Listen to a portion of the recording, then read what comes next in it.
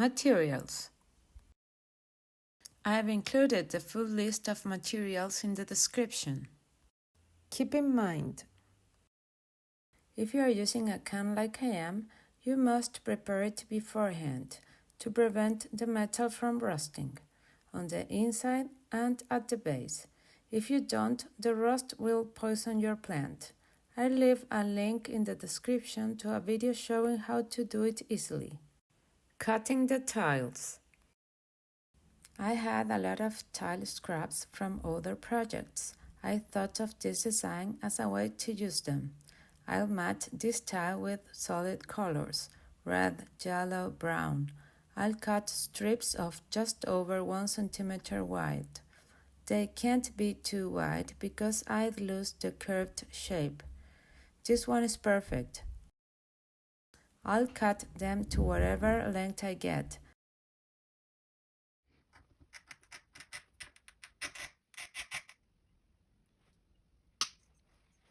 Score with the glass cutter. You should hear that sound.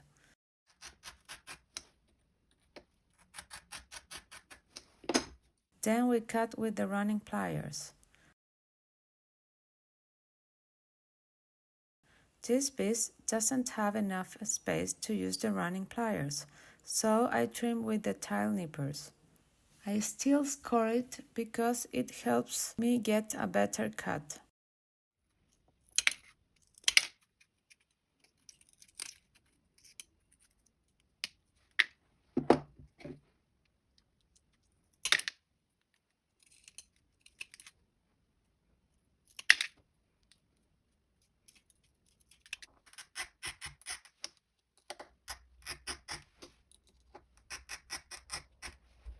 I cut several pieces. I'm arranging them to see if I'll need more. Measure the height and diameter of the can, so you'll have an estimation of how much material you need. In the end, I excluded the black because I felt it didn't go with the colors I wanted. I'll keep cutting. Need to reach about 30 centimeters. Then I'll adjust and start gluing.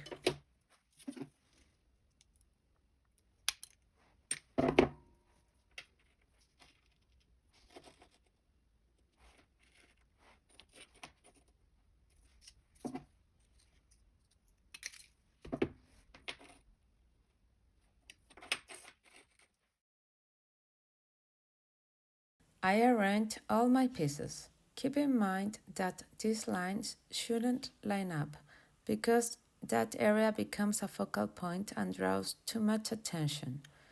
The idea is for everything to flow, so when you look at it, there is no focal point. I prefer to have all the material cut beforehand because silicone can be a bit messy to work with. It's more efficient to cut everything first and then focus on gluing. Tiles adhesion. Let's glue with silicone. Remember to work in a well-ventilated space, even if the silicone is odorless. In this area, I'll need to add a bit more glue as a filler.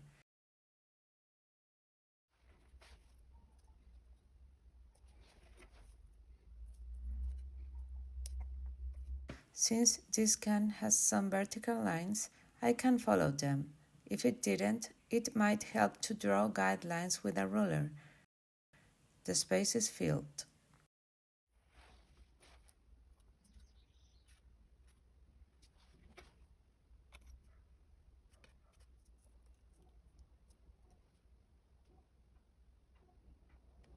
I'll do a final check on the pieces that might have shifted while gluing. In this area, I'll glue small white tiles because I want to grout in white. I think this will give continuity to the whole design.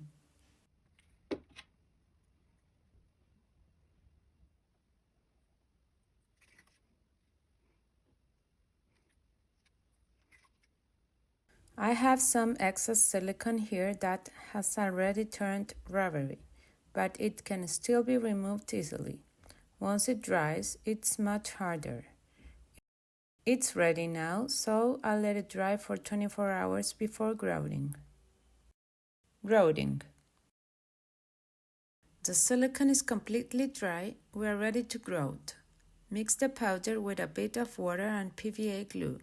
I like to add a little glue for a more compact effect once it dries. Add water gradually and check if more is needed. We want a thicker consistency than usual, since our base is metal, which doesn't absorb water like wood does.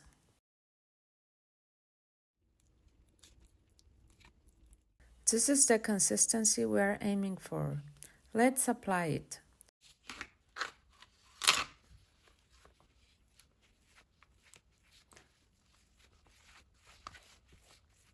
We pay special attention to the corners and here.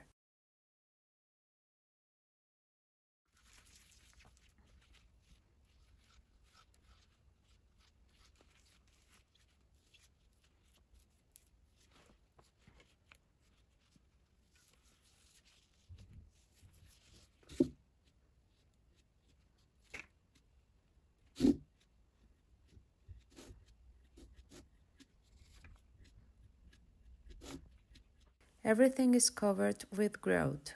I'm going to remove the excess with my hand to start the cleaning process. Dampen a sponge and wring it out completely. Clean to remove the excess and to reposition grout in any areas that might have been missed. This cleaning is done once you notice the grout has dried a little, about 15 minutes after application.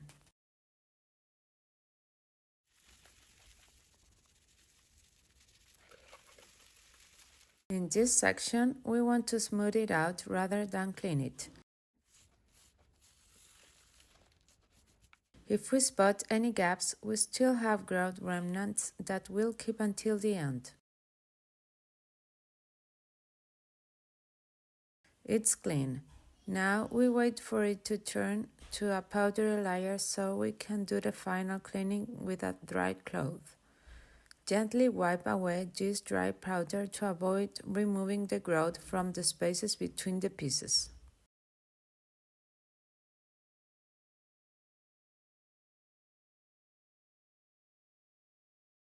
When the grout fully dries, it will become whiter. It always looks a bit grayer when it's wet. In this area, I won't clean too much because I want the grout to stay in place, and the same goes for up here.